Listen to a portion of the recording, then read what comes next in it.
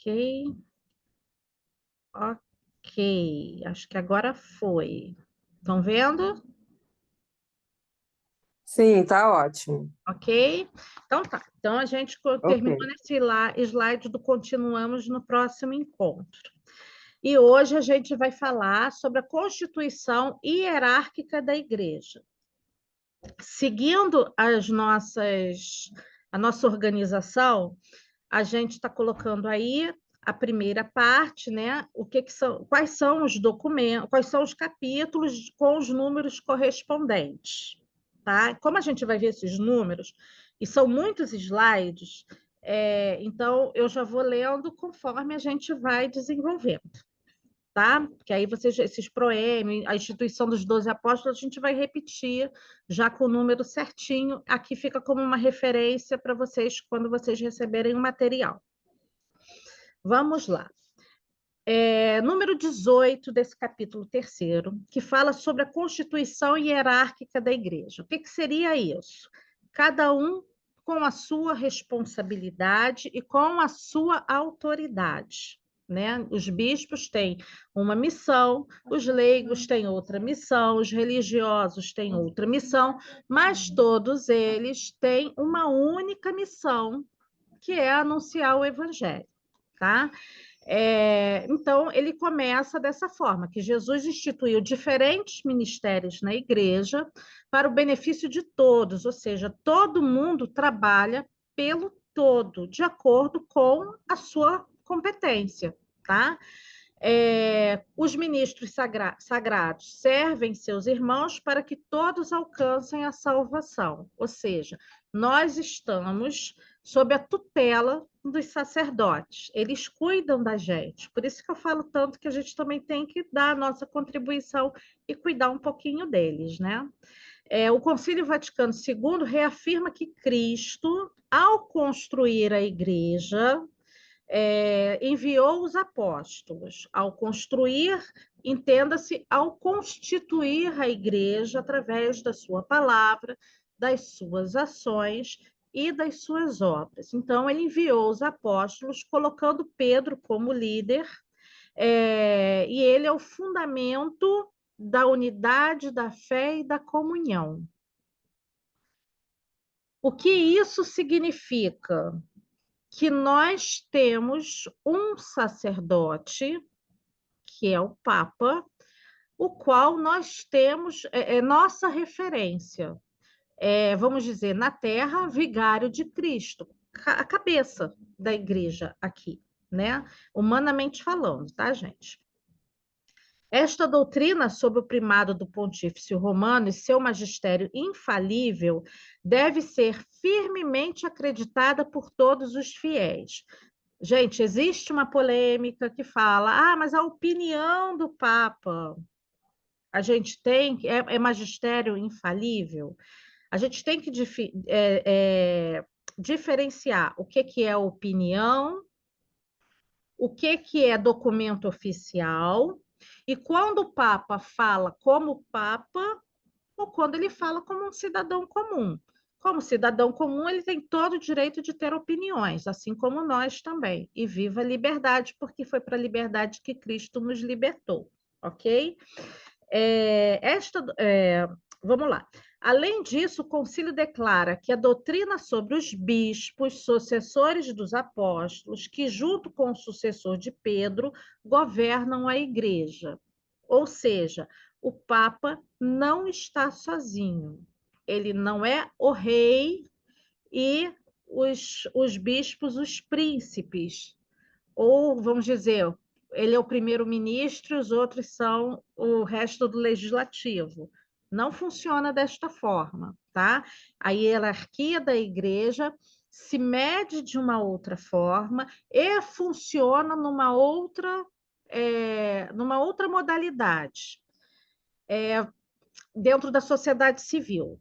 Fica aqui uma dica: o Diálogos do Nosso Tempo com o padre Marcos Vinícius, que falou sobre o papel da igreja dentro das organizações internacionais. Eu não me lembro exatamente o título agora, mas está lá na página do Instituto. Quando eu falo para vocês que ali tem muita coisa boa para a gente, que eu particularmente tenho aprendido muito, eu só dou a dica daquilo que eu acho que é bacana. Se não fosse bacana, eu não iria falar nada.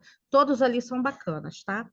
Bem legais para a gente assistir e aprender. Mas vocês não vão me ver colocando opinião sobre aquilo que eu não posso falar que é legal. E aí ele começa o concílio falar, a Lumen Gentium falar sobre o colégio dos 12 apóstolos, tá?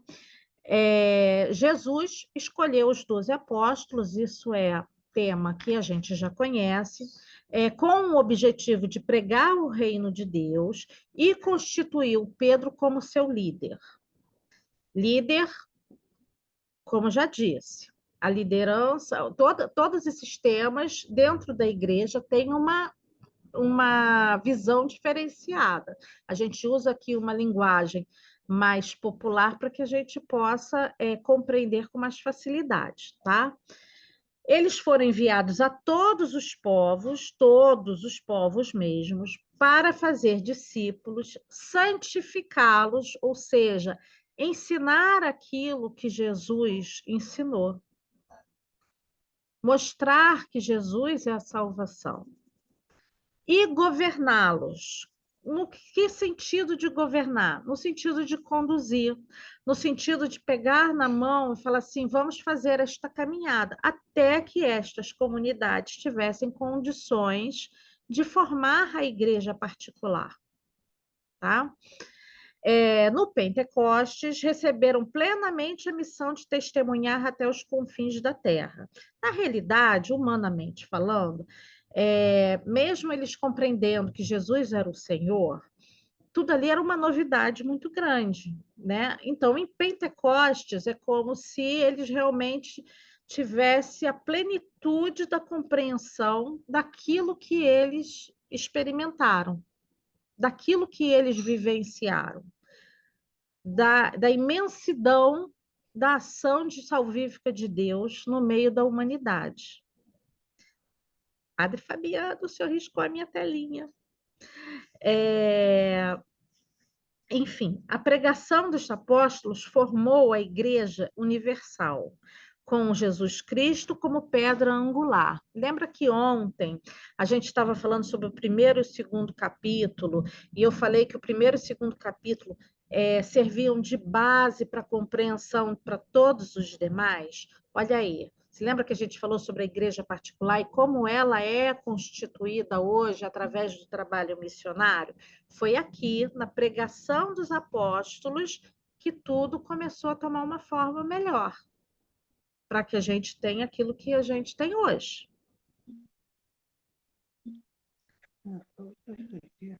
Aí ele continua, os padres conciliares, falando sobre a constituição hierárquica da igreja. Vocês sabem, e a gente já viu isso na primeira aula, que a igreja estaria se apresentando para o mundo diante de uma nova realidade cultural e social. Por isso, ele vai de ponto em ponto apresentando neste texto a igreja e a sua estrutura humana e hierárquica. Não vou nem dizer um organograma, porque existem outros setores, mas ele já dá uma visão geral para quem tiver acesso à Lumen Gentium de como é constituída a igreja. Claro que no documento ele não vai falar sobre as comissões, congregações, etc. Ele vai dar uma linha mais simples dessa formação, tá? Então, eles falam o seguinte: a missão dos apóstolos deve durar até o final dos tempos. O termo mais próprio seria até o final dos séculos, porque o final dos tempos a gente já está, né? Final dos séculos seria o mais correto de acordo com o que a gente está falando, mas tudo bem, deu para entender, tá? Então, eles estabeleceram sucessores para continuar o seu trabalho. Até aqui, todos nós já conhecemos essa história. Esses sucessores, os bispos, foram encarregados de cuidar da igreja. Eles receberam a igreja de herança, vamos dizer assim, para eles cuidarem. A tradição apostólica é mantida e preservada pelos bispos em sucessão ininterrupta. Ou seja, não é porque um bispo morreu que interrompeu. Não, é um colegiado, é um corpo de bispos.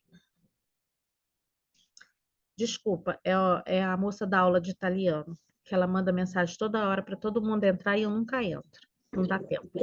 Atos dos Apóstolos, o único livro aberto. Tá. Atos dos Apóstolos, o único livro aberto. Os bispos, junto com os presbíteros e diáconos, lideram a comunidade ensinando a doutrina, olha o magistério, realizando culto sagrado e governando, ou seja, os bispos são os nossos governadores como igreja. Cultos sagrados, a gente também tem aí o papel dos presbíteros, que a gente vai ver depois, tá? Mas os bispos são, por excelência, aqueles que lideram a comunidade cristã da igreja particular. Aqui seria a segunda posição, aonde está o bispo, aí está a igreja. Que a gente já falou com uma outra referência lá atrás.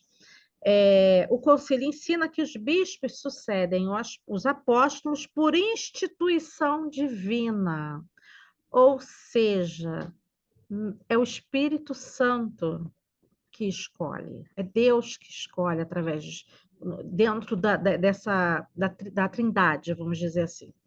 É a Trindade que escolhe, né? E ouvir os bispos é ouvir a Cristo. Não sei se eu fui clara em relação a isso. Os bispos sucedem os apóstolos por instituição divina. Tem o rito, tá? Que a gente pode até falar depois de alguma coisa sobre ele, mas aqui o que eu estou querendo dizer especificamente é que a escolha é de Deus. O desígnio é de Deus. Não é um grupo parlamentar. É Deus quem escolhe aquela vocação. Assim como escolhe a vocação dos sacerdotes, padres, né? Não estou falando dos bispos, estou falando da hierarquia, dos diáconos, da vocação familiar. É Deus quem estabelece isso. Então, não adianta torcida organizada, por mais que a gente queira. Por que eu estou falando isso? Quando a gente tem a sucessão dos papas, que a gente vai para a imprensa enlouquece, né? Porque além de desinformada e não procurar se informar, a forma como eles veem é diferente da forma como a igreja é constituída. Então, eles veem sob o ponto de vista de uma sucessão política, de uma sucessão de reinado, enfim. Na igreja funciona de uma forma diferente. A gente precisa amadurecer ao ponto da gente não conseguir sequer questionar que tudo que move a igreja move através do Espírito Santo.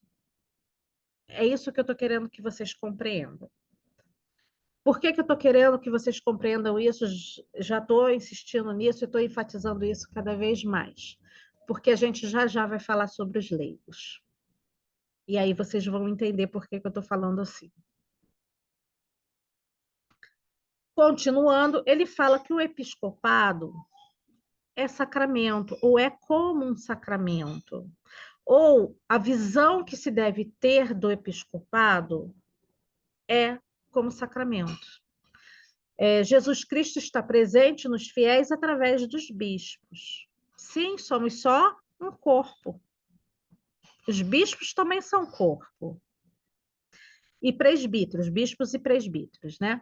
Cristo prega, administra os sacramentos e guia o povo de Deus até a felicidade eterna. A proposta para os bispos e para os presbíteros não é diferente. O conceito de felicidade também deve ser pensado a partir de uma visão cristã.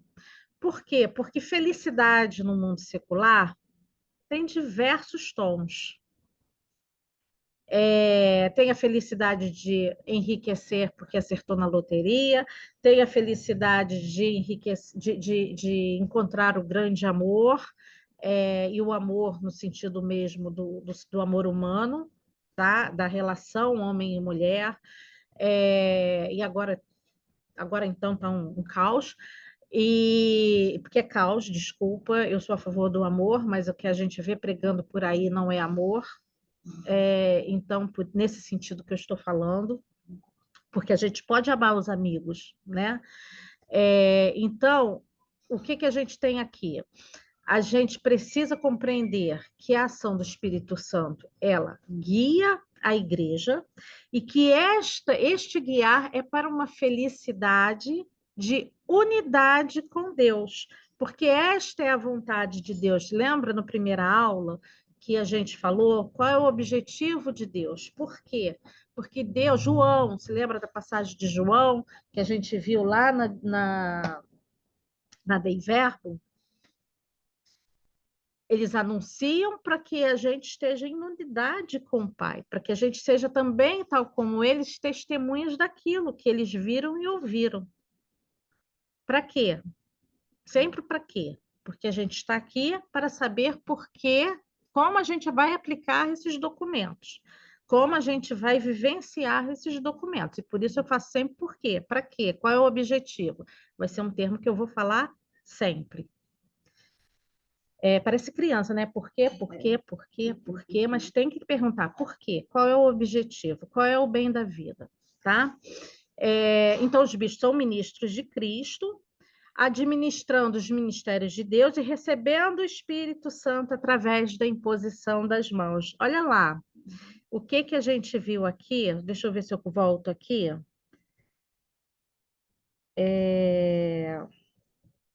Peraí, deixa eu ver se está aqui. Fim do Pentecostes, não, acho que eu passei já. Vamos aqui, olha. Firmemente declara a doutrina sobre os bispos, sucessores dos apóstolos, que junto com o sucessor de Pedro governam a igreja. Agora não estou me lembrando qual foi o slide. Testemunhar. Peraí. Ensinando a doutrina, realizando o culto sagrado e governando. Não consigo localizar agora aquilo que eu acabei de passar, porque eu queria voltar. Mas, assim, a imposição das mãos para a consagração. Ou seja, a ação do Espírito Santo aí, né? Mais uma vez, é ele quem escolhe, tá? Ensina e governa a comunhão hierárquica.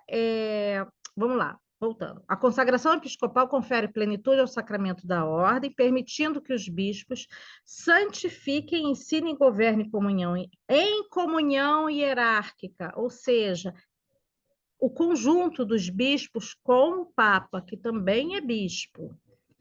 O cardeal também é bispo, tá? A imposição das mãos, as palavras de consagração, confere a graça do Espírito Santo, fazendo dos bispos representantes de Cristo. Por isso que onde o bispo está, a igreja está, porque onde Cristo está, a igreja está. Ela é cabeça. Ele é cabeça, nós somos o corpo. A cabeça e o corpo não se separam.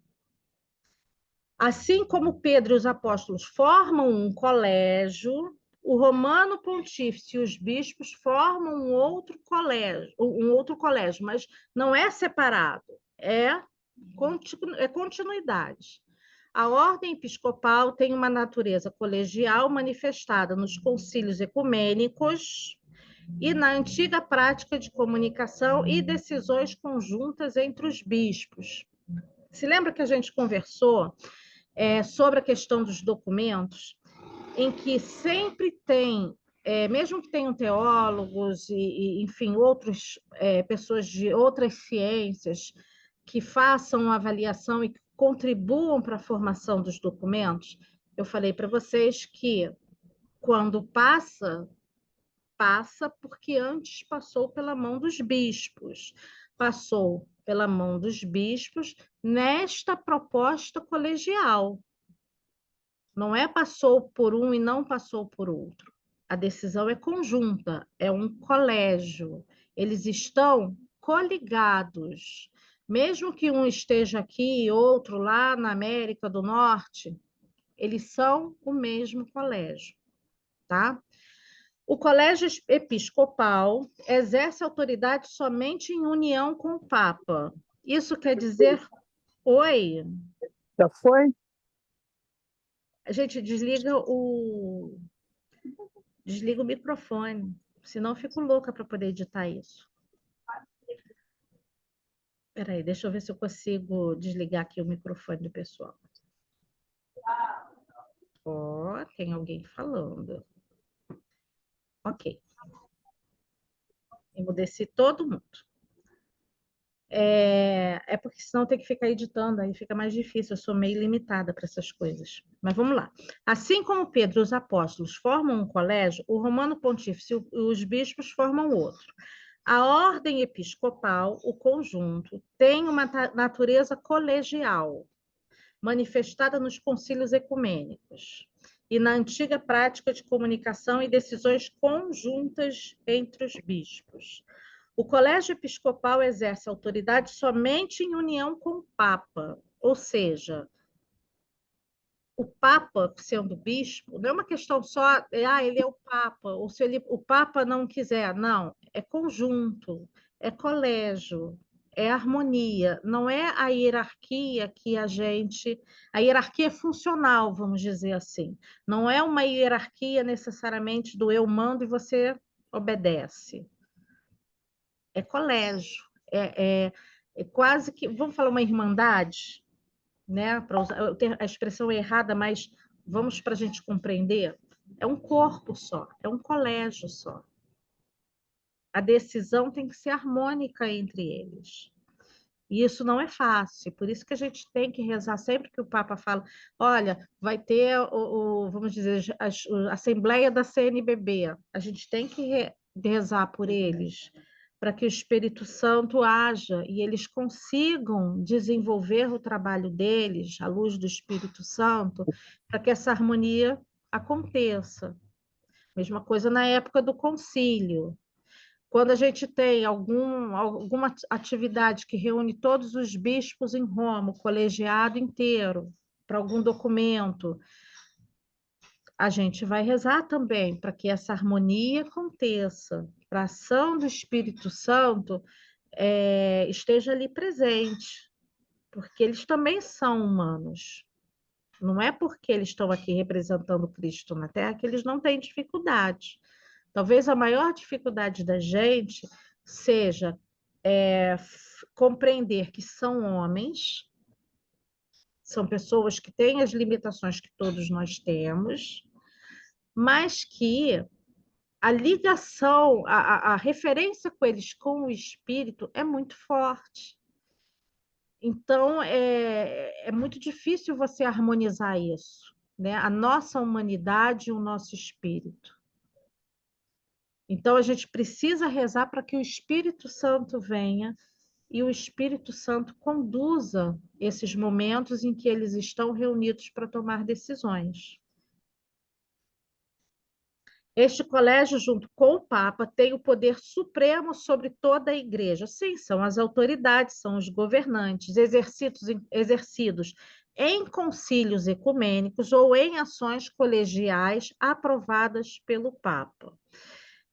Se a Igreja no Brasil, vamos dizer que aconteça alguma situação específica e os bispos do Brasil precisam se reunir para poder tomar uma decisão sobre essa situação. Esta situação é levada ao Santo Padre, porque a decisão é tomada com ele, porque ele também faz parte do colégio. Não posso afirmar para vocês, por exemplo, aconteceu no Brasil, e aí o colégio episcopal lá da China, que tem também seus problemas, vai decidir, né? Eu acredito que não. Eu acho que as questões mundiais é decidida por todos, mas as questões regionais, e para isso a gente tem CELAM, CNBB, etc., e outros órgãos, elas são tomadas de forma regional, porque realmente fica muito difícil administrar. Boa ideia, eu vou chamar um bispo para falar sobre isso no Diálogos. Porque é importante a gente saber, né? Acho que eles vão gostar da ideia. A união colegial também se manifesta na relação dos bispos com as igrejas locais e com a Igreja Universal. Olha aí o que eu acabei de falar, é exatamente isso. É a igreja local e a igreja universal que se comunicam. O Papa é o fundamento da unidade dos bispos e fiéis. Por isso, gente, que é muito feio a gente ficar alimentando os converseis da internet falando que o bispo brigou com outro, que tem um documento de determinados bispos que estão pressionando o Papa. Isso é ação diabólica dentro da igreja. E a gente não pode agir de outra forma senão pedindo a ação do Espírito, silenciando, porque no silêncio que Deus fala, e pedindo a ação do Espírito Santo para que haja harmonia em determinadas situações. Com certeza, os sacerdotes, se nós somos atacados pela nossa fé, o que dirá os sacerdotes? Então, a gente precisa, assim como eles cuidam de nós, e eu vou insistir isso sempre, nós precisamos cuidar deles também. E uma forma da gente cuidar é não deixando determinadas colocações se inflamarem e rezando para que, quando determinadas situações acontecerem, e é normal que aconteçam, a gente possa, a gente reze para que a coisa volte, para que o trem volte no trilho, vamos dizer assim, tá bom? Por quê, gente? Vou voltar. Capítulo 1º e capítulo 2º, nós temos uma missão. A igreja tem um papel importantíssimo nesta nova sociedade que surgiu a partir da década de 30, de 40, 50, e que agora sim já mudou completamente novamente, e que o Concílio Vaticano II tem ainda muito a nos dizer e nos ajudar a saber lidar com essa energia toda. Ainda no capítulo 3, Constituição Hierárquica da Igreja, continuando o número 23, os bispos devem colaborar para difundir o cristianismo e fornecer apoio às missões e às igrejas necessitadas. Quando a gente vê, por exemplo, a gente viveu, infelizmente, uma situação no Brasil, recentemente no Rio Grande do Sul, em que a igreja se uniu para ajudar a igreja no Rio Grande do Sul. Ou seja, se fornecer apoio às missões, muita gente da igreja foi para lá. As igrejas se reuniram para arrecadar fundos para mandar para lá, para ajudar aquele povo. E quem coordena tudo isso são os bispos. Claro, que eles vão designar algumas atividades para presbíteros, para leigos, diáconos, enfim, instituições religiosas para os religiosos, não querendo esquecer deles, mas cabeça é o bispo aqui na Terra. Então, a gente precisa se conscientizar que não é a decisão do grupo, é a decisão do bispo. E a gente precisa obedecer. Lembram da obediência na fé? Também alcança essa vertente. É deixar que Deus haja, mas a gente também tem que observar que os bispos representam Cristo. Então, eles também, sob a ação do Espírito Santo, tomam decisões práticas sobre as questões cotidianas e a gente precisa confiar. A providência divina fez com que várias igrejas locais, ao longo do tempo, se unissem organicamente, mantendo a unidade da fé e a constituição da Igreja Universal. Trabalho missionário, resultado é esse aí. As conferências episcopais contribuem para aplicar corretamente o sentimento colegial, manifestando a catolicidade da Igreja. Portanto, não precisa jogar pedra na CNBB, porque eles não estão fazendo nada de errado. Eles estão seguindo as orientações da Igreja Universal. Ah, mas eu não concordo com isso, por aquilo. Ninguém disse que você não precisa concordar. Você pode discordar. Ninguém disse que você precisa concordar com tudo. Você pode discordar. Só que você também tem que obedecer. Ok? Então, é isso aí. Não tem delongas. É pai que manda no filho. Pronto.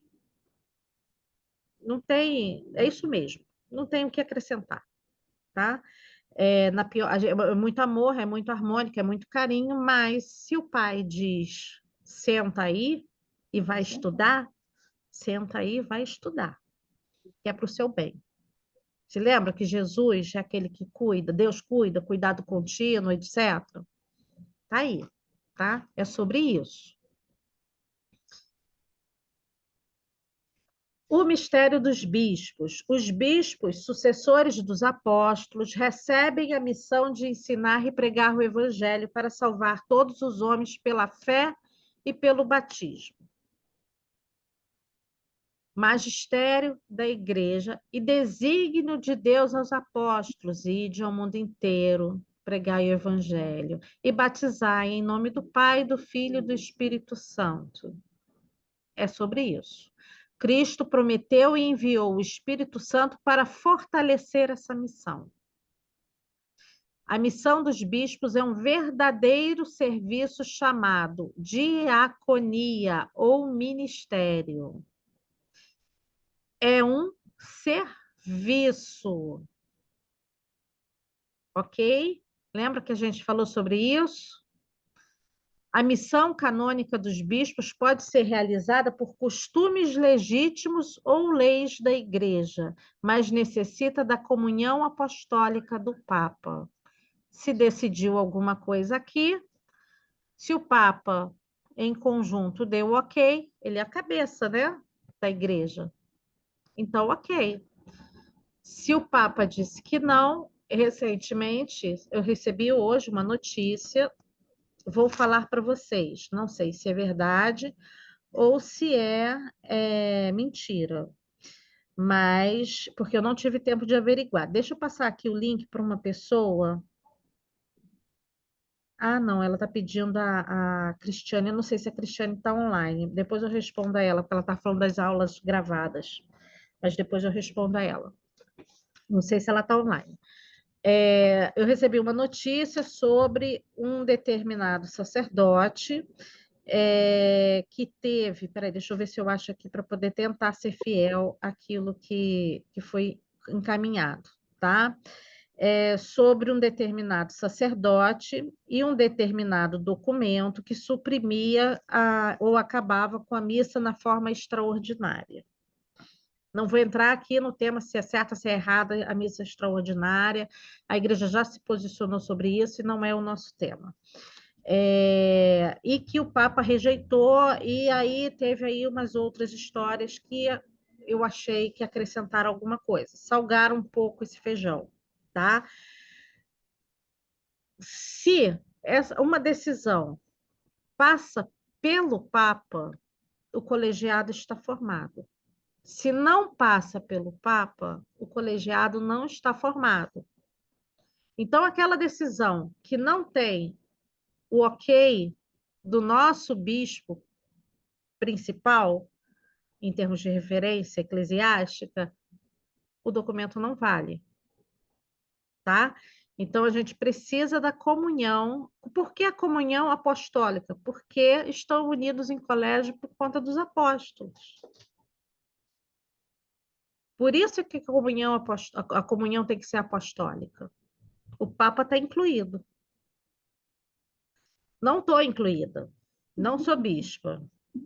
Não vão querer saber, pode até querer saber minha opinião, mas não vão levar em consideração, tá? Pode ser para puxar assunto e falar de outras coisas e perguntarem, mas a minha opinião não vale absolutamente nada. O munus episcopal de ensinar. Vamos lá para o magistério, né? A pregação do evangelho é a principal função dos bispos, que são arautos da fé e doutores autênticos. Ensinam a fé em comunhão com o Papa, e são venerados como testemunhas da verdade divina, tal qual os apóstolos, que são testemunhas. Evangelho segundo João. João escreve como testemunha, e os outros apóstolos dentro de seus evangelhos. Os fiéis devem respeitar os ensinamentos dos bispos e do Papa, que têm magistério autêntico, mesmo quando não falam ex cátedra. Eles têm um magistério autêntico, eles não vão negar o magistério, gente, tá? Bispo não vai negar o magistério. Ele não tem como negar, como Cristo, aquilo que ele prega. Não tem coerência. Embora individualmente não sejam infalíveis, os bispos anunciam a doutrina de Cristo infalivelmente quando, unidos ao Papa, ensinam autêntica matéria de fé e costumes. Olha lá, sintetizando aquilo que a gente já falou. Esta infalibilidade também se aplica ao Papa quando define doutrina de fé ou costumes, mas ele também não define sozinho. Ele define em colégio. Porque é colegial, é um corpo só, gente. Eu não sei se vocês estão conseguindo compreender. É um corpo só. Imagina na família de vocês, vocês vão tomar uma decisão importante e que vai afetar todos. A opinião de todos vai implicar todos. Não vamos dizer afetar, porque afetar parece uma coisa muito negativa. Vamos dizer, vai implicar todos, para o bem ou para o mal. A decisão é conjunta, exceto se a pessoa realmente foi incapaz de raciocinar. Pitiquinho, neném, vai perguntar? Não vai, não adianta. Mas um adolescente pode participar das decisões da família. Então, não é porque é bispo novo, é bispo. Chegou a vez dele também de dar a sua opinião, tá? Mas tem que estar em unidade com o Papa. Sempre em unidade com o Papa. O Papa não pode ser excluído. Por que eles falam isso? Porque existe dentro da história da igreja algumas situações que eu não vou entrar aqui, em que nós tínhamos algumas dúvidas sobre quem representava a igreja, onde estava a cátedra de Pedro, tá? Vou tentar colocar de imagem figurada, porque a gente sabe que tem muita gente que está começando agora e a gente não quer colocar muita informação na cabeça. Mas, assim, aí chegou-se à conclusão de que o Papa, ele é o vigário de Cristo, ele é o sucessor de Pedro. Então, a ele cabe, no colegiado, ter essa decisão. Ele é a parte importante. Não é uma questão de ser mais ou ser menos, é mais na nossa visão que está aqui embaixo. Mas dentro de decisões colegiadas, não sei se vocês já ouviram falar em reuniões de lideranças empresariais, não existe a maioria. A igreja também fala nisso. Existe a melhor decisão. E é nesse sentido que a igreja age. Qual é a doutrina? O que a Sagrada Escritura fala? O que a tradição fala? A situação é X. Qual é a melhor decisão? A melhor decisão é aquela tomada pelo colegiado. Não quer dizer que eles não ponderem outras situações para poder chegar a essa conclusão. Eles ponderam, tá? A gente precisa, ao mesmo tempo que colocar a hierarquia no seu devido lugar, a gente também precisa compreender que a coisa também é humana. É humana no melhor sentido da palavra. As pessoas têm dúvidas, as pessoas às vezes não sabem alguma coisa. Por isso que a gente tem que ter muito cuidado e muito carinho, porque na hora de jogarem as pedras, os primeiros a levar pedrada são eles. E a gente precisa não permitir que sejamos nós a jogar a pedra.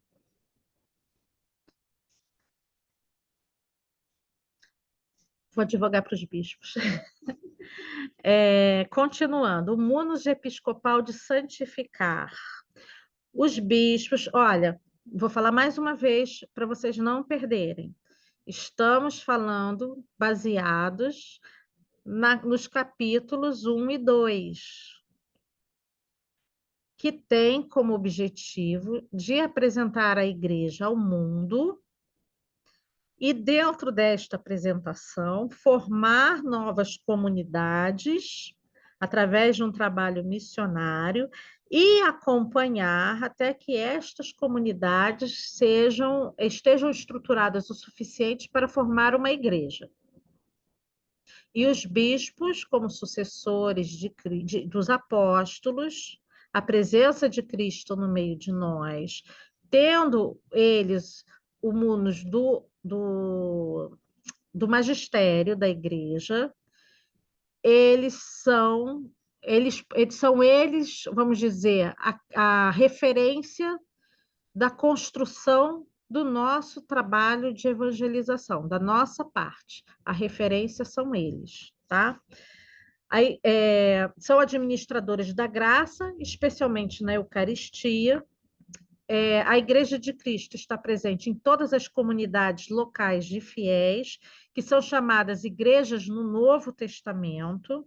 Estas comunidades, por menores ou dispersas que sejam, têm Cristo presente nelas. A celebração legítima da Eucaristia é dirigida pelos bispos, que oferece culto à majestade divina e regula a administração dos sacramentos. Eles oram e trabalham pelo povo, a serviço de Cristo, a serviço. Comunicam a força de Deus pela palavra e santificam os fiéis pelos sacramentos. E pelos ensinamentos também, porque o magistério é também um sacramento, não no sentido que a gente compreende dentro da fé cristã, de sacramento sacramental, não é isso. É sacramento porque a presença de Deus é sagrado. O magistério da igreja é sagrado. Eles regulam o batismo, a confirmação, as ordens sacras, a disciplina penitencial e exortam os fiéis a participar na liturgia, especialmente na missa. Devem também guiar pelo exemplo, buscando a vida eterna para si e para o seu povo. Olha a humanidade do bispo aí. Ele também quer ser salvo. Ele tem a obrigação de levar a santidade, mas ele também tem que se santificar. E aí a gente calcula o quão importante é a missão deles. Não é só uma hierarquia no sentido secular que a gente vê, do patrão, do empregado. É a hierarquia daquele que toma para si a responsabilidade do cuidado. E essa daí talvez seja uma das maiores responsabilidades de uma pessoa em relação à outra. É a responsabilidade do cuidar. O munus episcopal de governar, o ministério episcopal deve reger, descreve como os bispos governam as igrejas locais em nome de Cristo, não em nome deles, utilizando conselhos, exemplos e autoridade sagrada. Eles possuem poder pessoal, ordinário e imediato, regulado pela autoridade suprema da igreja, que é quem? O Santo Padre. Para promulgar leis, julgar e orientar o culto e o apostolado. Eu não sei se vocês já tiveram acesso ao direito canônico. No direito canônico, existem, por exemplo, na questão do jejum, existe uma orientação em relação à questão do jejum da sexta-feira, em que eles falam o seguinte: olha, a comissão dos bispos, o conselho dos bispos da igreja particular vai decidir se é carne ou se não é carne que a pessoa vai fazer o jejum. Tem gente que precisa comer carne todo dia. Existem pessoas cuja proteína animal é tão importante quanto o oxigênio. Então, administra-se isso e de acordo com a realidade de cada um. Entendeu? Estou dando um exemplo assim, meio fora desse contexto, mas é para a gente poder entender bem que existem realidades em que as pessoas, em que as coisas podem não acontecer, como a gente está no nosso quadradinho pensando, né? Ao mesmo tempo que a igreja é muito firme, ela precisa fluir, então não dá para ficar engessando tudo, tá? Eles não são meros representantes dos papas, mas possuem uma autoridade própria fortalecida pela autoridade suprema da Igreja, novamente. Devem seguir o exemplo do bom pastor, Cristo, servindo e não sendo servidos, e são responsáveis pelo bem-estar espiritual e físico dos fiéis, devendo cooperar com as outras autoridades da Igreja, aquilo que a gente falou. A Igreja do região sul está passando por uma necessidade suprema. Vamos nos unir e vamos acolher. A gente viu isso muito na época do Haiti. Aqui no Rio de Janeiro, a gente teve campanha para ajudar o Haiti. A gente teve campanha para ajudar a igreja do Haiti. Mas são só os católicos? Não, gente. Cristo morreu para todos, o serviço é para todos. Olha a caridade aqui que a gente falou na aula passada, lá, primeiro e segundo capítulo. A gente precisa agir para a caridade, é o nosso fim. Constituição hierárquica da igreja, os presbíteros e sua relação com Cristo, os padres, e sua relação com Cristo, com os bispos, com o presbitério e com o povo de Deus. Os presbíteros, embora subordinados aos bispos, compartilham a honra do sacerdócio e são consagrados para pregar, pastorear e celebrar o culto divino. Então, o cuidado que a gente tem que ter com os bispos, a gente também tem que ter com os padres, porque eles são as nossas referências mais próximas. E eles também, eu sei que tem padres aqui, também precisam ter esta consciência de acolher a ajuda do fiel, de saber que a família dele é aquela comunidade. Mesmo que a gente, às vezes, perturbe o padre. A gente não perturba padre. Atenção, padres que estão no grupo aqui na aula. A gente não perturba. A gente ajuda a santificar. Então, quando a gente ligar às 11 horas da noite do sábado, porque está precisando de alguma coisa às 7 horas da manhã do domingo, a gente está ajudando a santificar, tá? Com amor. A gente quer que o padre vá para o céu. Estou brincando, tá? Presbíteros e bispos devem manter uma relação de respeito e colaboração mútua, e os presbíteros devem ser exemplos de vida e de serviço para os fiéis, viu, padre? 11 horas da noite a gente liga no sábado, porque a gente está precisando de alguma coisa às 7 horas da manhã, ou 6 horas, para poder santificar mais ainda. Os diáconos, eu não sei se nós temos diáconos aqui o número aqui do chat virou agora.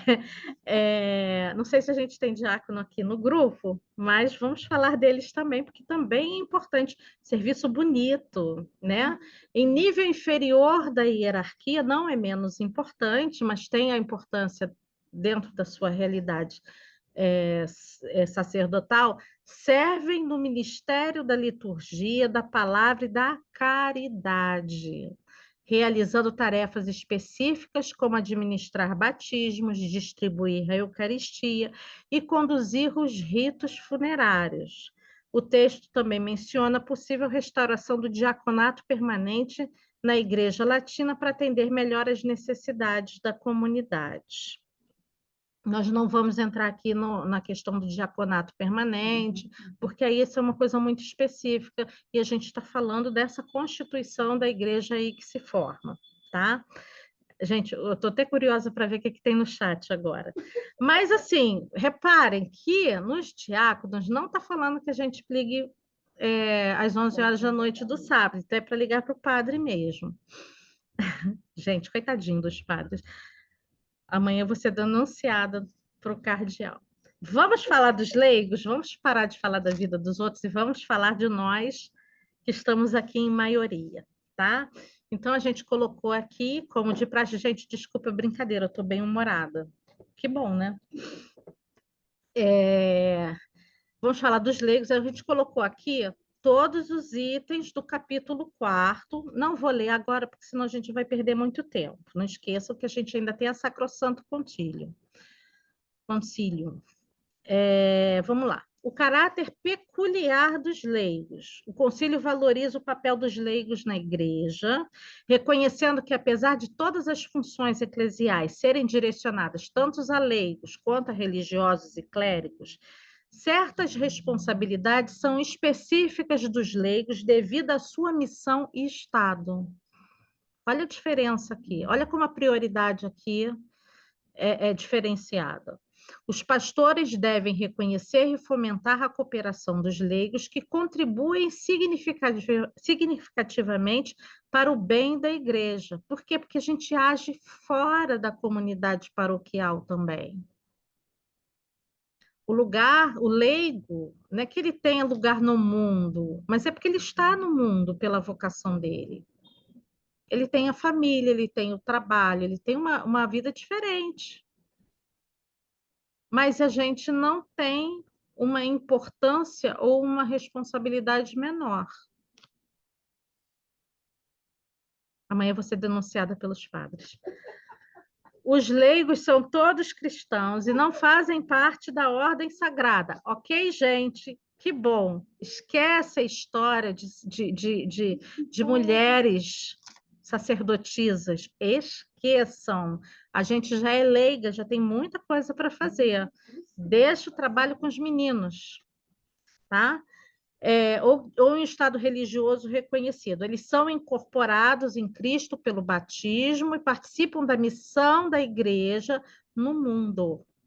Vivendo no mundo secular, são chamados a santificá-lo e manifestar Cristo através do testemunho de suas vidas. Aonde que a gente vai aprender? Aonde a gente vai se inspirar? Sagrada Escritura, magistério da igreja, tradição. Está aqui. Ou seja, a gente se alimenta na igreja e dá ao mundo o alimento que nós recebemos. É caridade. Anunciar Cristo num mundo secular e santificá-lo também é caridade. Caridade, lógico, por excelência, você cuidar do pobre, você cuidar. E aí a pobreza a gente tem aí, não é só de fome, tá, gente? Não é só de dinheiro. Pobreza é algo muito maior, tá? A gente precisa prestar atenção nisso. Ontem a gente estava falando da ansiedade, da solidão depois da aula. Isso também é uma forma de pobreza. E que está muito forte. É muito grande. Pobreza espiritual é uma coisa muito forte, muito grande. É mais do que financeira. Pobreza espiritual. Isso aí. Jamilson, por favor, quando você falar, depois você desliga seu telefone, tá? Seu microfone. Porque senão eu vou ficar doida editando isso aqui. Eles são incorporados em Cristo pelo batismo, né? É santificá-lo, manifestar Cristo no testemunho de suas vidas. Se lembra que a gente falou da coerência? Não adianta dizer que sou católica, que tenho fé, e eu não testemunho? Ok, é isso aí, tá? Ordenando as realidades temporais segundo Deus. Ou seja, por isso que eu falo para vocês, se lembra que eu falei para vocês, olha, depois que eu fiz teologia, eu me tornei uma mulher melhor, me tornei uma filha melhor, me tornei uma profissional melhor, porque eu compreendi que dentro das minhas ações no mundo, eu também contribuía com a santificação e com a salvação desse mundo. Isso já é muita coisa. E nem precisa o padre ligar para a gente 11 horas da noite para poder a gente atender às 7 da manhã. A gente faz isso. Eles não precisam fazer, tá? Tô brincando, gente, mas tô brincando, mas é sério, né? A gente precisa ter muita consciência de que o nosso colega, às vezes, está fazendo um trabalho bem pequenininho, mas aquele trabalho pequenininho também serve para o conjunto. Não existe trabalho insignificante dentro da igreja, tá? Só a fofoca.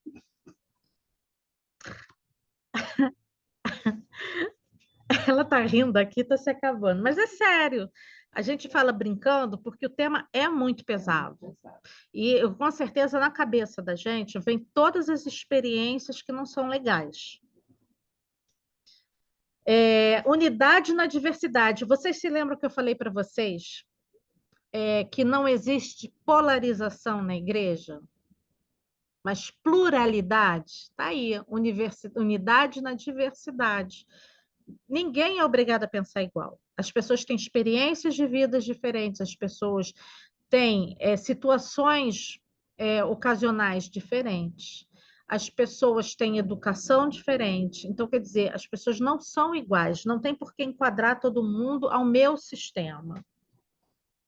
Porque não existe um sistema, existe Deus que nos ama, que cuida da gente, que nos chama a anunciá-lo, que quer a nossa salvação. E se a gente recebe amor de Deus, a gente não pode dar outra coisa às pessoas que não seja amor. Mesmo que de vez em quando a gente brigue. Tudo bem, a gente vai brigar. Mas, acima de tudo, a gente vai se amar verdadeiramente em Cristo, tá? Todos os membros compartilham da mesma dignidade. Olha lá. Todos os membros compartilham da mesma dignidade, vocação à santidade e graça de filhos de Deus. Todos, inclusive bispos, padres, diáconos, religiosos e religiosas. Todos nós. A distinção entre ministros sagrados e leigos contribui para a unidade e edificação do corpo de Cristo. Se eu fizer tudo, eu não faço nada. Por isso também que Deus deu vocações diferentes, para que cada um, dentro daquilo que lhe foi dado como dom de Deus, como virtude, como capacidade, possa trabalhar nessa santificação. Não pense você que porque você não sabe cantar, você também não vai contribuir com uma celebração bonita, com uma celebração santa, que já é santa, né? Mas mais santa ainda, tá? Às vezes, numa oração bem feita, numa participação plena na celebração da missa. Você não precisa criar. Aliás, o Ratzinger fala isso. Quando se fala da participação do leigo nas celebrações, não foi uma participação de um ativismo, de ter mais ministros no altar do que pessoas sentadas na Assembleia. Não é isso, não é encher de pessoas trabalhando, e muitas vezes, que é lamentável, sequer vivenciando aquilo que está sendo celebrado. O que se chama, e o Ratzinger fala isso, é que você tem uma participação orante plena, consciente de onde você está, consciente do que está acontecendo, consciente daquilo que Deus está te falando através das leituras. Conscientes através da sua oração, conscientes da vivência, conscientes da missão que muita gente, antes de vir, já saiu fora da igreja. Nem a bênção chega, porque as pessoas não têm. Então, quer dizer, quando o concílio chama, ele chama essa participação é isso, tá? Não é a gente florear a coisa. Aliás, a gente vai ver ali no Sacrosanto Concílio, quanto mais simples, melhor. Quanto menos ruído, melhor. Não é um puxão de orelha. É um fato que a gente vivencia. E, às vezes, a gente também participa desses negócios, né? de forma inconsciente. Deus perdoa, mas a gente precisa começar a trabalhar e amadurecer o que é essa celebração eucarística, o que acontece efetivamente nela, que é muito mais do que fazer o sinal da cruz na hora certa, tá? Não é robótico, é vivência, é estar plenamente ali. Este é a participação que os leigos são chamados, tá? Leigos e pastores colaboram mutuamente, testemunhando a unidade do corpo místico, cada um segundo a sua graça e mistério. Não estou dizendo com isso também, gente, que a gente tem que deixar de ajudar. Nós somos comunidade. É igual em casa, né? A gente tem que ajudar a arrumar, tem que ajudar a limpar, porque se ficar uma pessoa só, a coisa não dá certo. Então, a gente também tem que se colocar à disposição para poder ajudar naquilo que se precisa. Sobre os leigos ainda, fala do apostolado. Leigos, como membros do corpo de Cristo, são chamados a contribuir para o crescimento e santificação da igreja, pelo batismo e confirmação. Todos são destinados ao apostolado, nutridos especialmente pela Eucaristia. Eles tornam a igreja presente em locais onde só eles podem atuar, sendo testemunhas e instrumentos vivos da missão da igreja, conforme os dons recebidos. A Opus Dei, ela nos ensina muito isso, de você santificar o seu trabalho. Então, se você é um médico, santifique o seu trabalho com o exercício da boa medicina. Se você é advogado, santifique o seu trabalho com o bom exercício do direito. Juiz, a mesma coisa. Dona de casa, a mesma coisa. Vendedor de comércio, a mesma coisa. Empresário, a mesma coisa. Será que aquilo que eu faço corresponde àquilo que Deus designou para que eu fizesse? Como cristão, como católico? Olha a coerência aí, como a gente vivencia isso no nosso dia a dia. A consagração do mundo pelo apostolado dos leigos. Cristo, Supremo Sacerdote, vivifica os leigos pelo Espírito Santo. Olha que bacana, não só os bispos, mas o Espírito Santo também atua entre nós, em nós, incitando as boas obras. O que eu acabei de falar, né? Concedendo-lhes participação no munus sacerdotal. Os leigos exercem um culto espiritual na participação da Sagrada, aquela participação que eu acabei de falar, né? Naquela forma de participação. Todas as suas atividades, feitas no Espírito, tornam-se sacrifícios espirituais agradáveis a Deus. Assim, os leigos consagram o mundo a Deus, agindo santamente em todas as partes. Olha lá, a gente acabou de falar sobre isso. Vai sair aqui todo mundo PhD em Concílio Vaticano II. Deus quiser, essa é a meta. Depois a gente dobra. Aliás, terça-feira a gente dobra com Nossa Senhora. Cristo realiza a sua missão profética também por meio dos leigos. Viu? Olha o que eu acabei de falar. Pelos leigos. Vamos dizer, você é delegado de polícia. Você vai santificar o mundo como delegado de polícia num bairro violento do Rio de Janeiro.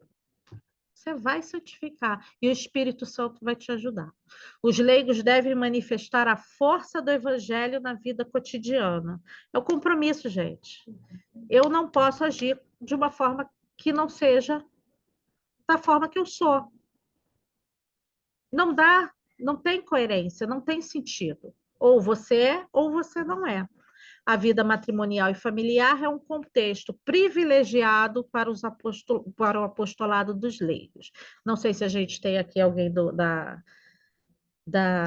pastoral da família, mas eu creio que todos vocês conhecem alguém e sabem da importância da família para a construção de uma nova realidade social e o quanto a igreja vem investindo nesses encontros, nessas formações, nessas orientações, para que a gente não precise ser atropelado, e esta é a palavra, por determinados sistemas de ideologias que visam escravizar o homem.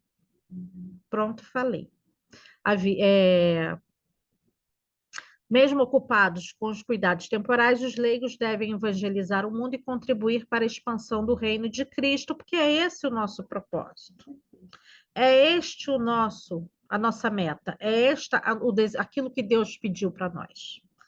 Devem buscar um conhecimento mais profundo da verdade revelada, e é isso que vocês estão fazendo aqui, e pedir a Deus o dom da sabedoria, olha lá o racional, cooperando para o crescimento do reino de Cristo no mundo. Tem ou não tem a ver com aquilo que a gente viu no capítulo 1 e no capítulo 2? Não é verdade? A santificação das estruturas humanas pelo apostolado leigo. Isso aqui é muito interessante, principalmente em ano de eleição, tá? Cristo exaltado pelo Pai após a obediência até a morte. Cristo exaltado pelo Pai após a obediência até a morte. Comunicou o poder aos discípulos para vencer o pecado e servir a Cristo. Se lembra da história das obras, que a gente não está pela carne, etc., que a gente viu ontem ou anteontem, já nem sei. Devem conhecer o valor das criaturas. É um ser humano. Não é uma coisa. O nosso irmão é um ser humano. Eu tenho um irmão que é vascaíno. Ele é um ser humano. Se fosse flamenguista, seria melhor, mas não é. Eu estou muito bem-humorada hoje, vou ficar séria agora. Deve com color de coração.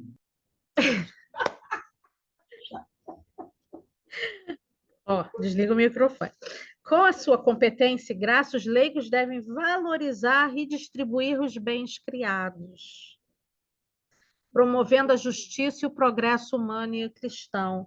Gente, doutrina social da Igreja, encíclicas sociais dos padres, desde João Paulo II não, né? Antes de João Paulo II, na Populorum Progresso, até agora com o Papa Francisco e as outras que virão. Por quê? Porque elas imprimem uma realidade social que está confrontando a dignidade da pessoa humana e o progresso da sociedade. Sempre, sempre. O que está por trás é algo que vem ferindo a realidade do progresso da sociedade e, com isso, o desenvolvimento integral da pessoa humana, tá? Então, a gente tem que compreender que todos os bens criados, o Estado, as leis, elas não servem para que a gente se submeta a elas. Todo aquilo que vem do governo é para nos servir como pessoas com dignidade. Dignidade esta que é natural da gente, não nos é concedida. Não é algo que a gente ganhou de alguém qualquer. É algo inerente à nossa condição de filho de Deus. Com sua competência, graça, os leigos devem valorizar e distribuir os bens criados, promovendo a justiça, o progresso humano e cristão. Devem também reformar as estruturas do mundo que levam ao pecado, alinhando-as com a justiça e as virtudes cristãs. E aí a gente tem tudo. E aí a gente tem a nossa autoridade como cidadãos, não só como cristãos, mas como cidadãos, e aí isso não tem nada a ver com maioria, para que tudo aquilo que é público sirva a nossa humanidade, sirva-nos para nosso desenvolvimento integral, para o desenvolvimento social pleno. Precisa brigar? Não, não precisa brigar. Basta a gente fazer a nossa parte. Se todo católico fizesse a sua parte, isso criaria uma onda de bem tão grande que a realidade mudaria. Só que as pessoas não conhecem. Aquilo que o padre Marcos Vinícius falou no vídeo que eu falei para vocês, que está lá no site do Instituto. Falta ao católico reconhecer-se efetivamente como tal. A partir do momento em que a gente agir exatamente como a gente diz que é católico, tem fé em Cristo, igreja, as realidades mudam. Devem distinguir entre os deveres na igreja e na sociedade. Atenção. Seus deveres na igreja e seus deveres na sociedade, guiando-se pela consciência cristã, rejeitando a construção de uma sociedade sem religião. Ou seja, você não é católico só para ficar dentro da igreja. Na pastoral A, B, C, D, F, Z, etc. Que tem gente que não tem tempo mais para nada. Você tem que, sim, que imprimir a sua catolicidade na sua realidade imediata, fora da igreja também.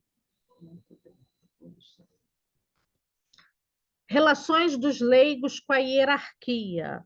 Os leigos têm o direito de receber bens espirituais da igreja, lá vou eu pensar nos padres, e devem expressar sua necessidade aos pastores. Eles podem e devem expor suas opiniões sobre assuntos da igreja, utilizando órgãos institucionais, não é a imprensa, sobre assuntos da igreja, utilizando órgãos institucionais e agindo com verdade, fortaleza, prudência e respeito. Devem obedecer aos pastores e rezar por eles.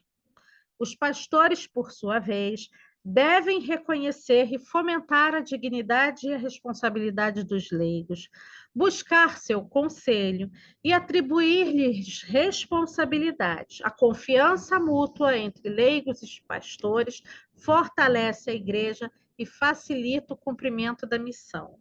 Padres, estou perdoada? Brincadeira, gente. Conclusões. Olha como é profundo dos leigos. Olha o tamanho da nossa responsabilidade dentro da igreja. E olha o quanto que a igreja pode ganhar se a gente, em unidade, trabalhar para o propósito que Cristo nos designou. A gente tem plano de pastoral de conjunto, a gente tem diversos documentos que a gente pode desenvolver em conjunto, de forma harmônica, como irmãos que somos, e dar com isso o exemplo também para o mundo. Ontem eu falei para vocês, não existe liderança no mundo capaz de responder às necessidades e os questionamentos da nossa humanidade, do nosso tempo contemporâneo. Mas a igreja tem essas respostas.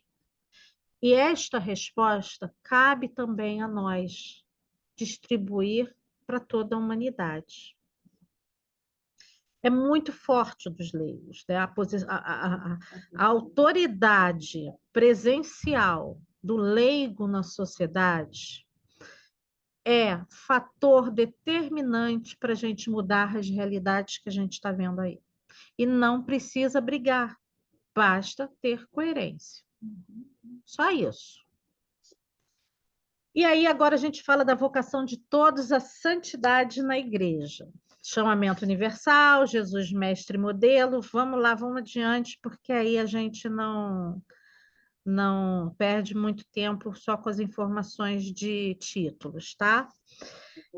Chamamento universal à santidade. A igreja, como descrita pelo concílio, é santa porque Cristo a amou e a santificou. Não precisa mais que isso. Preciso que alguém que está com o microfone aberto desligue. Acho que não me escutou. Deixa eu ver aqui, vou deixar todo mundo mudinho de novo. Isso. Tem uma piada, não vou contar. A igreja, como descrita pelo concílio, é santa porque Cristo a amou e santificou, unindo a si e enriquecendo-a com o Espírito Santo. Olha o Espírito Santo aí de novo. Todos na igreja, todos, tanto da hierarquia quanto os fiéis, faltou um azinho aqui, quantos fiéis são chamados à santidade, conforme a vontade de Deus. Não é que um vai ser mais santo e outro vai ser mais santo, tá? Conforme a vontade de Deus, entendo aí que existem pessoas que têm um dom muito mais, vamos dizer, muito mais direcionado para uma expressão de santidade como a gente conhece. Outros menos, mas todos são chamados. A santidade deve se manifestar nos frutos da graça e na prática da caridade. Olha lá, se lembra que eu falei, gente?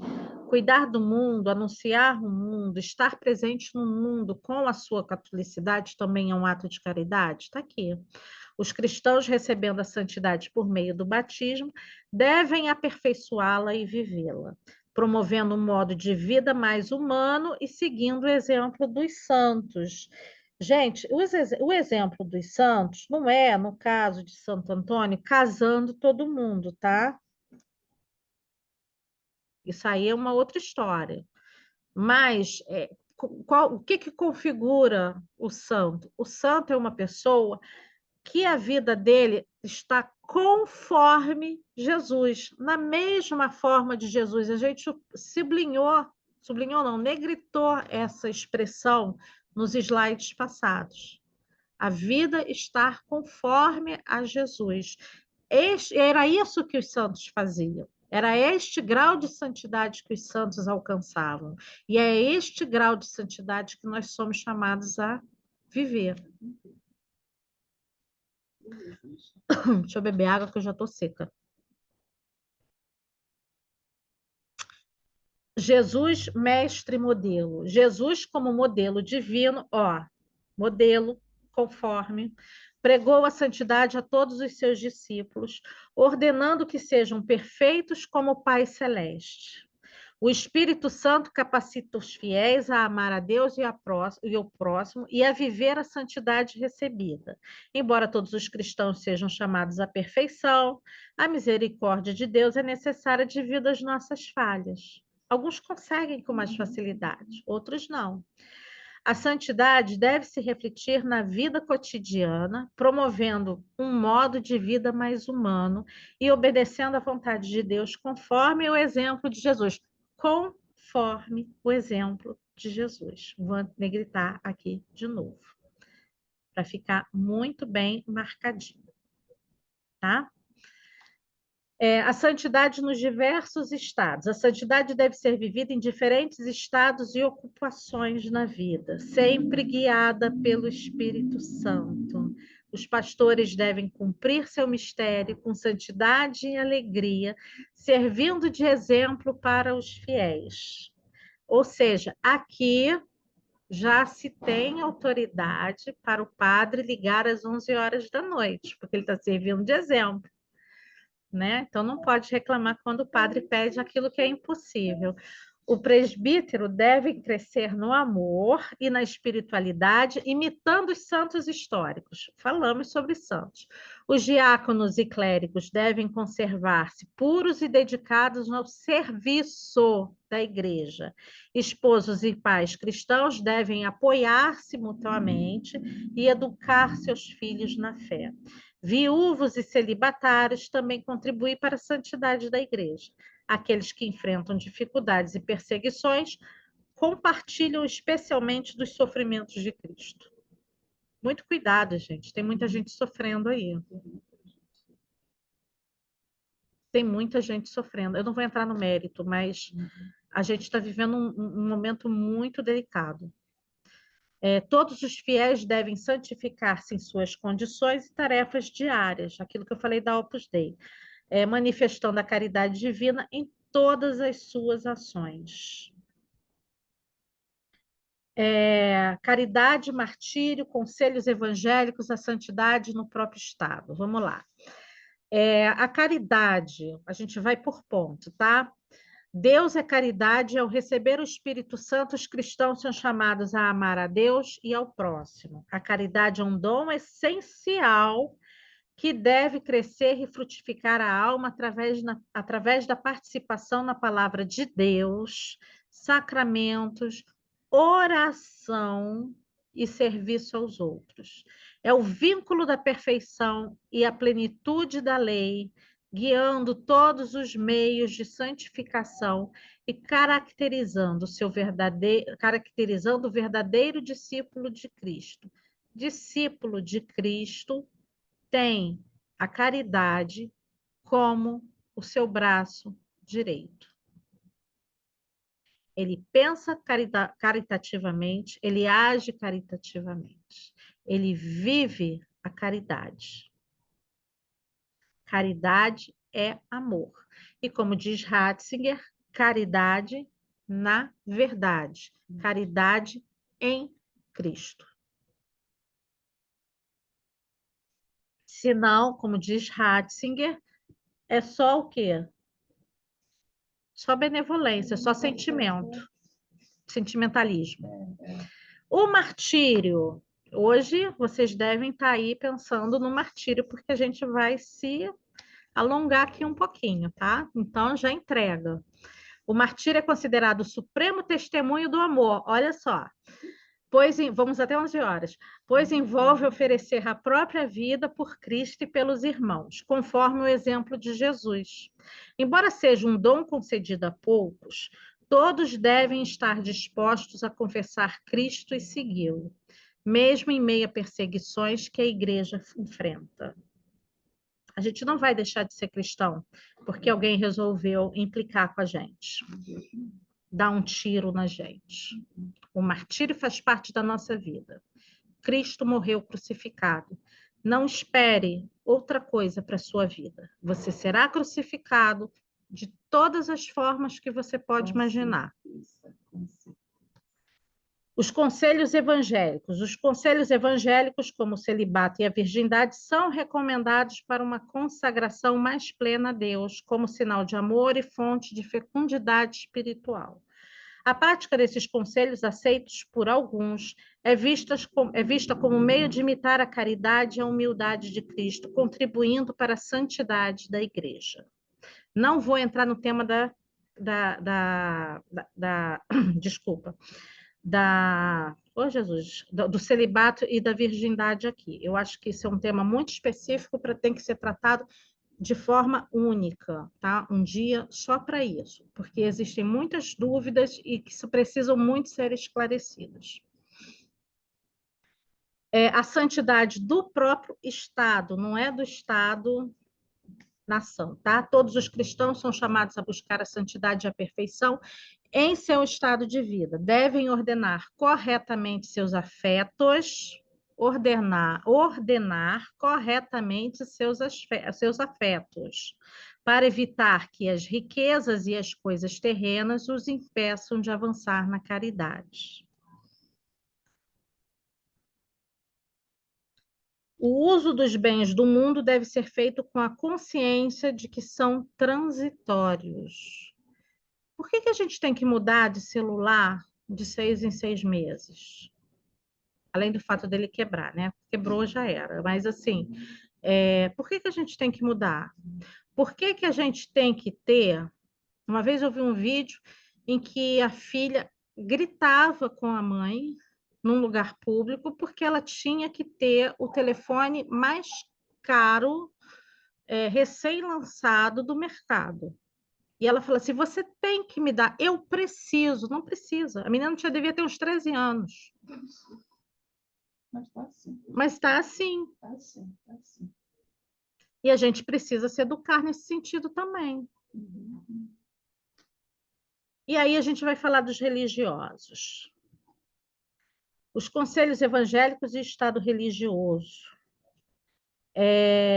Tem algum religioso no grupo? Algum consagrado? Acho que não, né? se inscreveu a irmã Zilá, eu não sei se a irmã Zilá está presente. Me veio só ela agora na cabeça. Tudo bem, ok. Os conselhos evangélicos de castidade, pobreza e obediência são fundados na palavra e no exemplo de Cristo. Fundados na palavra e exemplo de Cristo, conforme Cristo. Recomendados por apóstolos e padres da igreja, considerados dons divinos que a igreja conserva com a graça de Deus. A prática desses conselhos é regulamentada pela igreja, que estabeleceu diversas formas de vida religiosa, vocações religiosas, tanto solitárias quanto comunitárias, para aumentar as riquezas espirituais e apoiar a missão da igreja. É complicado quando a gente não é religioso, tem diversas congregações religiosas e a gente fica com receio de exemplificar e acabar não exemplificando com alguém com outra, né? Exemplificar uma e acaba dando prioridade em relação à outra. Então, eu prefiro não dar exemplo, tá? A profissão dos conselhos evangélicos consagra os cristãos a serviço divino, serviço da maneira especial, além da consagração recebida pelo batismo. Ou seja, o consagrado tem toda uma formação diferenciada, tá?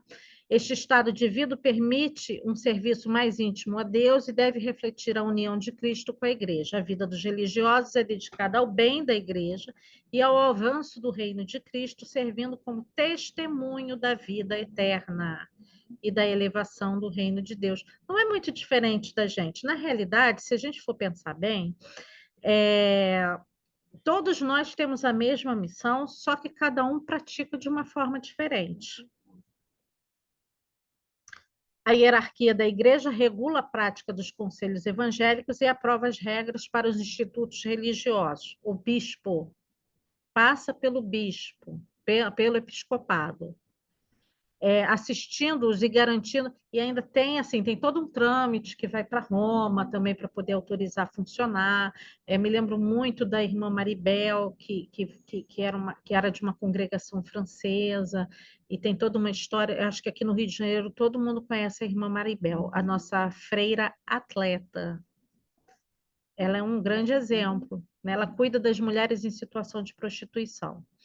Os institutos podem estar sujeitos diretamente ao sumo pontífice ou à autoridade patriarcal. Os membros dos institutos devem respeitar bispos e a unidade do trabalho apostólico. A igreja, ou seja, as congregações, elas, mesmo sendo religiosas, elas estão submetidas ao episcopado, tá? Não é uma coisa independente e solta. Também manifesta o estado consagrado dos religiosos em sua liturgia, abençoando-os e unindo suas oblações ao sacrifício eucarístico. Pureza de vida ao serviço do mundo. Os religiosos devem revelar Cristo aos fiéis e não fiéis através de suas ações e oração, imitando sua vida e serviço ao Pai. A profissão dos conselhos evangélicos, apesar de exigir renúncias, favorece o desenvolvimento pessoal e a liberdade espiritual, contribuindo para a pureza de coração e fervor da caridade. Eu não consigo lembrar de ninguém além de São Francisco de Assis.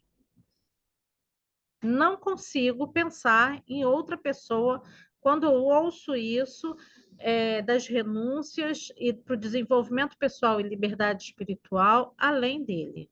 Eu acho que, para mim, é o exemplo maior. Para mim. Mesmo sem ajuda direta ao próximo, os religiosos colaboram espiritualmente com a construção da cidade terrena orientada a Deus. O concílio confirma e louva a fidelidade e o serviço dos religiosos em diversos campos, como mosteiros, escolas, hospitais e missões. No Rio de Janeiro, nós temos todas essas realidades. Não sei em outros estados, a gente tem pessoas aqui de outros estados, mas no Rio de Janeiro a gente tem todas essas realidades. E aí conclui que os religiosos chamados à profissão dos conselhos devem empenhar-se em perseverar na vocação recebida e aperfeiçoar-se para a santidade da igreja, buscando a maior glória da Trindade.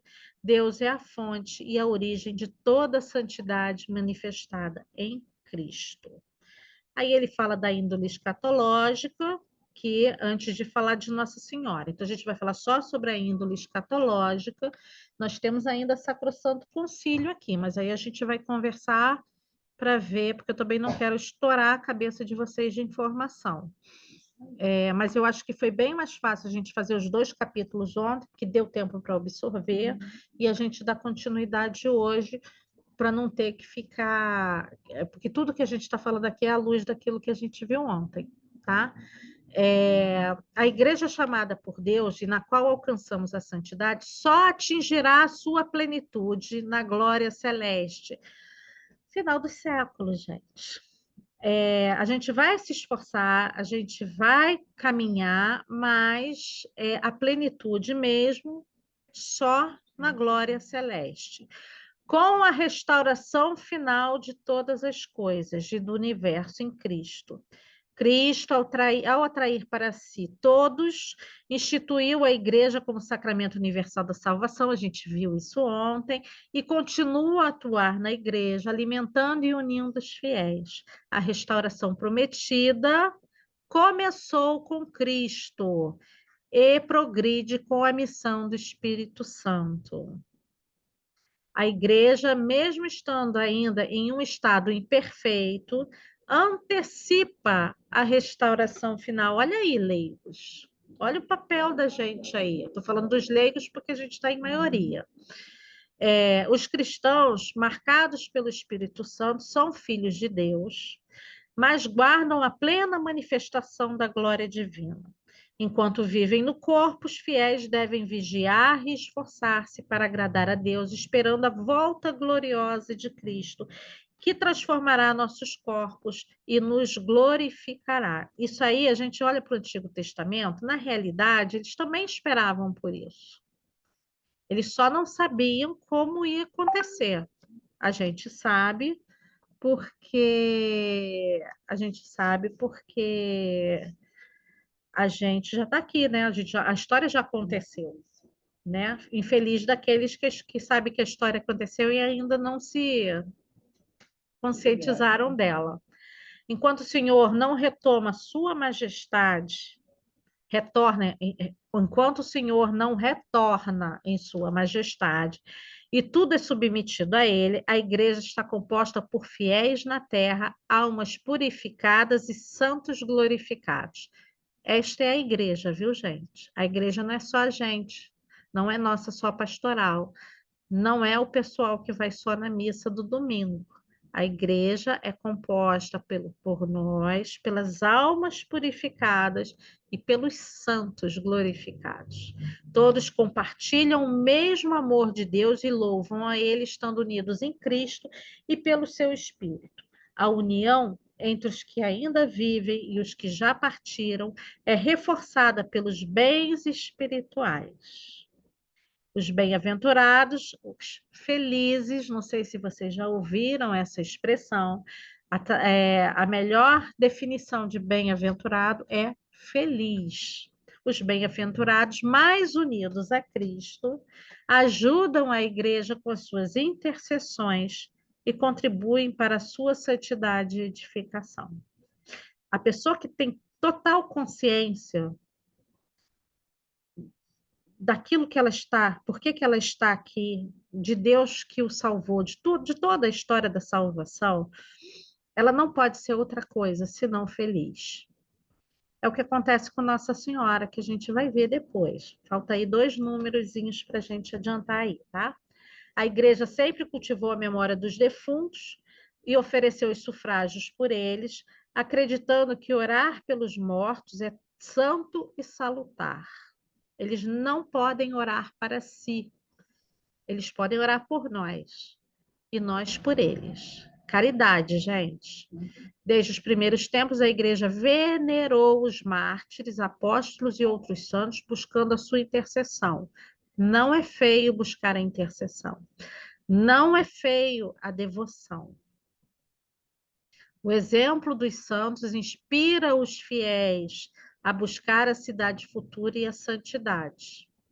E a comunhão com os santos aumenta a união e a caridade dentro da igreja. Pensa no patrono da sua comunidade. Ou Nossa Senhora, né? Tem Nossa Senhora e tem os santos, mas assim, pensa agora. Como eles são capazes de aumentar a comunhão, a união e a caridade dentro da sua comunidade.